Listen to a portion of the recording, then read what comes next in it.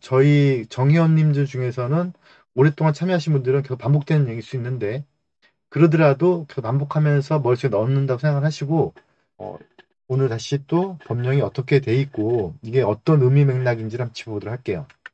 권리산정 기준일이란 무엇인가를 우선 보기 전에, 권리산정 기준일이 어떤 파트에서 어떤 걸 나누기 위한 것인지를 알아야 되고요. 그다음에 관련된 날짜를 외워야 되는데, 날짜를 외우는 것만 중요한 게 아니죠. 날짜만 외우는 게 중요한 게 아니고 그 날짜의 어떤 상황까지도 외워야 되는 거예요. 상황을 이해해야 되는 거죠. 그래서 그런 것들을 뭘 공부해야 될 건지를 볼 건데, 권리산정 기준일이 만들어진 건 2009년 2월 6일이에요. 근데 그 이전부터 비슷한 표현들이 많이 있었거든요. 그래서 제가 권리산정 기준일 이외에는 물딱지입니다라고 말씀드린 부분이 있고, 그다음 그 이전이라고 하더라도 물딱지까지는 아니지만 여러 사람이 아파트를 한 채 받는 합산 규정입니다 이런 것도 있고요. 아니면 의결권이 묶입니다 이런 것들도 있거든요. 그래서 이게 조합원의 의결권을 제한하는 건지, 아니면 아파트의 배정 개수를 제한하는 건지, 아니면 아파트를 배정해 줄 때 나의 권리의 금액이나 면적을 제한하는 건지 알아야 되는데, 그게 단순하게 날짜만 외워서 될 건 아니고, 날짜만 외우니까 어떤 일들이 벌어지냐면 이런 일들이 벌어져요. 어느 지역에 권리산정 기준이 발표됐다. 그럼 그 날짜 이후에 사면 안 돼. 이런 착각을 하는 거죠. 권리산정 기준일은 사고팔고에 대한 기준일이 아니잖아요. 어떤 권리가 생성되느냐 안 되느냐 기준이잖아요. 그래서 그 날짜도 외워야 되지만 그 날짜의 전후가 뭘 바꾸겠다는 건지를 알아야 된다는 거죠. 그래서 2009년 2월 6일 날 권리산정 기준이 만들어지기 이전에 그 비슷하게 묶어왔던 지역별 조례별, 그중에서 서울시 걸 가지고 한번 좀 볼 건데요. 예전 내용이에요. 이제 2009년 2월 6일인데 2009년 2월 6일 날 있고, 그다음에 그게 다시 서울시 조례니까, 법령은 2009년 2월 6일인데요. 법령은 2009년 2월 6일 날 권리산정 기준이 만들어졌는데, 그거와 관련된 조례는 2010년 7월 16일 날 만들어졌거든요. 그래서 2010년 7월 15일 이전 지역들이 있는 거죠. 이 표는 제가 지난 연도에도 지지난 연도에 많이 보여드렸는데 설명드린 적은 별로 없어요. 근데 각 파트별로 설명드렸는데 이번에는 설명 좀 드려보고 갈게요. 이게 제가 어떤 의미에서 만들었고 왜 날짜를 이렇게 여러 개 파트 뒀는지. 우선 많이 알려져 있는 단독 또는 다가구 주택을 준공 이후에 이제 다세대로 전환한 경우, 이거를 이제 전환 다세대, 구분 다세대라고 부르죠. 이런 경우는 2009년 2월 6일 날 있고 그 이후에 2010년 7월 16일 날 서울시 조례가 만들어지고, 그 16일 요 이전 거가 있는데 이전 지역들 중에서 이제 그 이 물건이 속한 그 지역이 어떤 단계까지 걸쳤느냐라는 걸 보는 건데, 그 단계가 기본 계획이 수립되어 있다면, 그러니까 2010년 7월 15일 이전에 기본 계획이 수립되어 있는 지역은, 그러면 날짜 기준이 어떻게 되는 거냐? 그 날짜 기준이 재개발은 2003년 12월 30일이고요. 그다음에 도시환경 정비 사업이라고 부르는데 이것도 지금 명칭이 바뀌었죠. 지금은 도시정비용 재개발이라는 명칭이 바뀌었죠. 근데 그것도 똑같은 날짜는요. 2003년 12월 30일이고요. 재건축은 달라요. 서울 같은 경우 2009년 4월 22일이에요. 그래서 다가구를 다세대로 쪼갰다라고 하는데, 그 날짜의 기준일은 2010년 7월 15일까지는 기본 계획이 났다면, 그 전에 났다면은 요 날짜 기준으로 간다. 그런데 요 날짜 이후 2010년 7월 15일 이후에 어떤 뭐가 발표되거나 뭐가 지정이 되었다라고 하면, 그거는 이제 권리산정 기준으로 해서 뒷부분을 배울 내용들이고요. 그다음에 경합되는 게 있는데요. 이게 이제 권리산정 기준일 부분에서 이런 표현을 하고 있는데, 기본계획 수립 후 구역정 고시 전 따로 정하는 날 하고 있는데, 요거는 그 따로 정하는 날을 따르라는 거니까, 요 날짜 지금 우리가 공부하고 있는 2009년 2월 6일부터 2010년 7월 15일 요 날짜 이전 거는 그냥 무조건 여기 있는 부분, 여기 있는 부분만 따르면 되는 거고, 여기 있는 부분만 따르면 되는 거고, 그게 아닌 것들은 권리산정 기준을 따르면 되는 거죠. 그런데 도시재생을 촉진하는 특별법이라는 게 있어요. 요 법령에서 또 이상하게 다루고 있는 게 있는데, 이게 이제 재정비 촉진지구가 있는 날, 그러니까 한남뉴타운을 예를 들면 한남뉴타운이 지정된 날짜가 있고요. 한남뉴타운이 아마 2004년인가 지정이 됐을 거예요. 2004년 11월인가 지정됐을 건데, 한남뉴타운이 지정된 날짜가 있고요. 그게 나중에 2006년도에 와서 도시재생 촉진법을 해서 도시재생 촉진지구로 지정이 되거든요.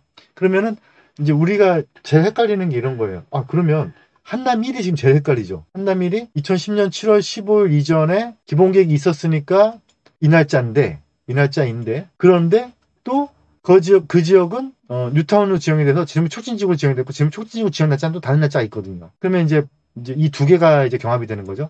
지정 촉진지구 지정 고시날, 그 다음에 서울시 조례에 따른 2003년 10월 30일.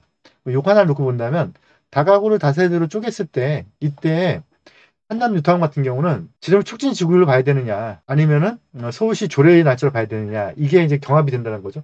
그 다음에 이제 1구역, 한남 1구역 같은 경우는, 이태원 1구역이죠. 1구역 같은 경우는 해제가 됐다가 다시 요즘에 신통을 넣는다거나 뭐 이렇게 역세권을 넣는다거나 이제 그러고 있잖아요. 그러면 또 그 날짜가 또 따로 또 고시가 됐잖아요. 그러면 그렇게 또 따로 고시된 날짜가, 그러니까 이제 날짜가 여러 개가 있다면 그 여러 개 날짜 중에서 어떤 거를 적용시켜야 될 것이냐인데, 이거는 그냥 물론 100% 그런 건 아닌데, 그냥 어떻게 보면은 제일 안전하게 가는 방법은 제일 빠른 날짜로 생각하시면 될 것 같아요. 제일 빠른 날짜. 그래서 2003년 12월, 30일 이해하시면 될 것 같아요. 그 다음에 한 명의 소유의 물건을, 한 명이 소유했던 여러 개 물건을, 이제 한 사람이 신축 물건일 수도 있고요. 아닌 경우도 있을 수 있죠. 한 사람이 하나의 구역에 물건 여러 개를 가지고 있는 거예요.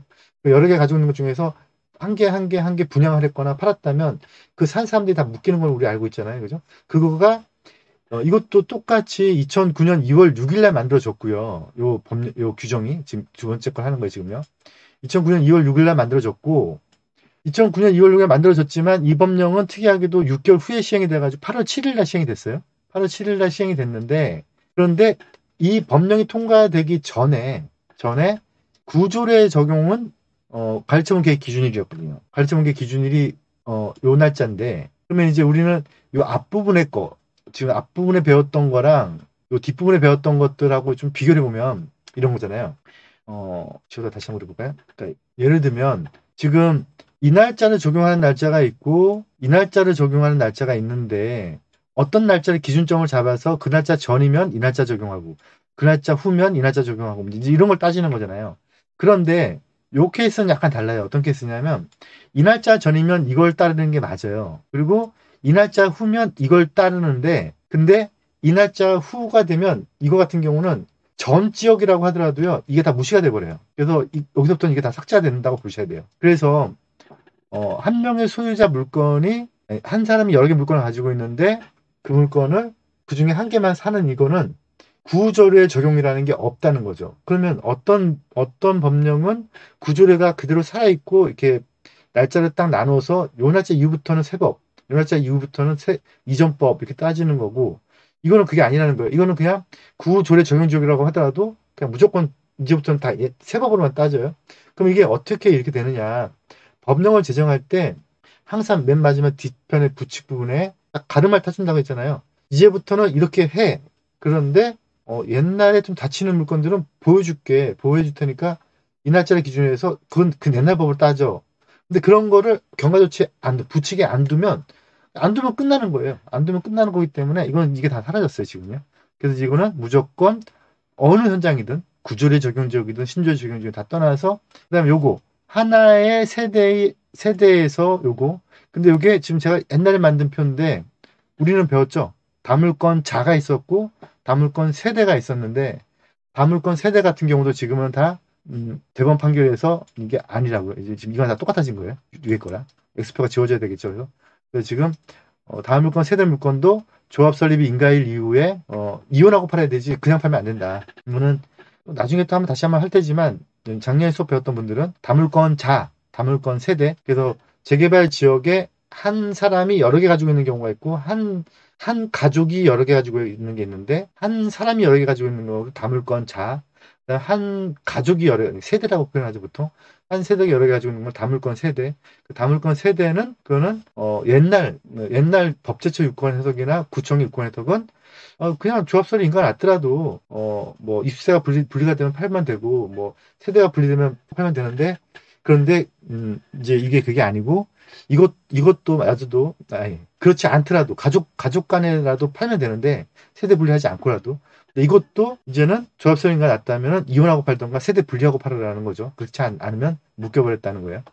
그 다음에 주택만 공유인 경우는 거의 대부분의 규정에서 다 아파트 한 채만 주고 있어요. 그리고 재건축 같은 경우는 토지 및 소유자라는 규정 때문에 이것도 건물을 반드시 토지하고 건물을 같이 가지고 있어야 되는 거고요. 그다음에 토지만 가지고 있는 경우는 이건 좀 다르죠. 재개발하고 재건축이. 이때는 옛날 구조례 적용 지역에서는 2003년 10월 30일 요 날짜 전에, 근데 도시환경 정비 사업은 2006년이거든요, 날짜가. 근데 이게 약간 좀 설왕설래가 했었어요. 근데 하여간 법령에 규정된 건 2006년 1월 1일이에요. 이건 뭐냐? 구조례 적용 지역 중에서 토지만 가지고 있는 땅에 대해서 이 땅을 필지 분할하거나 또는 등기 분할하는 경우에 그 어느 날짜까지 인정해 줄 거냐. 근데 구조례 적용 지역은 2030년 30일이다.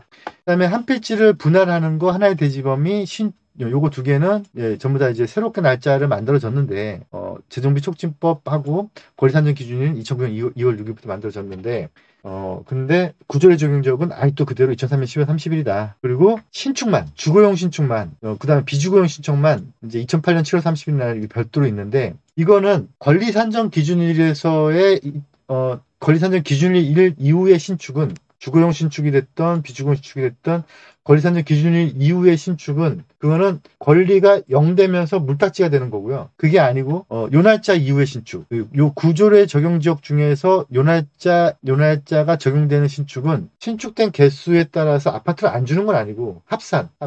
그런데 주거용은 건축 허가를 기준으로 하고 비주거용은 준공을 기준으로 해요. 또 이게 달라지는 거죠. 비주거용은 또 원래 얘기하면 우리 재개발 쪽에서 많이 유명한 게 있잖아요. 뭐죠? 근생활 시설을 주거용으로 변환해가지고 아파트 하려고 했던 거. 그걸 말하는 거예요.